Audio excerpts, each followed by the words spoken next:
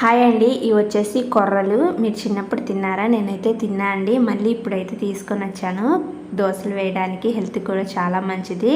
Millets అయితే ఇప్పుడు దోశలు అయితే వేస్తున్నారు కదా, నేనైతే కొర్రలతో వేస్తున్నాను.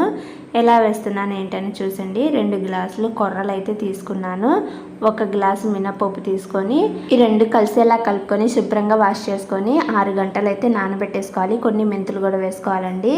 ఆ తర్వాత మెత్తగా గ్రైండ్ చేసుకొని నేనైతే ఓవర్ నైట్ పెట్టేశానండి. చూడండి ఎంత బాగా పొంగిందో. ఇందులోకి టేస్ట్ తగ్గట్టు సాల్ట్, కొంచెం వాటర్ వేసుకొని కలిసి స్టవ్ వెలిగించుకొని పెనం పెట్టేసుకొని పెనం వేడైన తర్వాత ఇలా దోశలాగా పల్సగా వేసుకొని నేనైతే వీటి మీద సన్నగా కట్ చేసుకున్న ఆనియన్, క్యారెట్ తురుము, ఆయిల్, కొంచెం మసాలా, కారం అయితే వేసుకున్నానండి. దోశలు అయితే పెనం కంటుకుంటాయి కదా, అలాగే అంటుకుంటాయి అనుకున్నాను, కానీ చాలా బాగా వచ్చాయి. క్రిస్పీ, టేస్టీ అండ్ హెల్దీ కూడా అండి. ఈ వీడియో నచ్చితే లైక్ చేయండి, షేర్ చేయండి. ఫస్ట్ టైం నా ఛానల్ చూసినట్టే సబ్స్క్రైబ్ చేసుకోండి.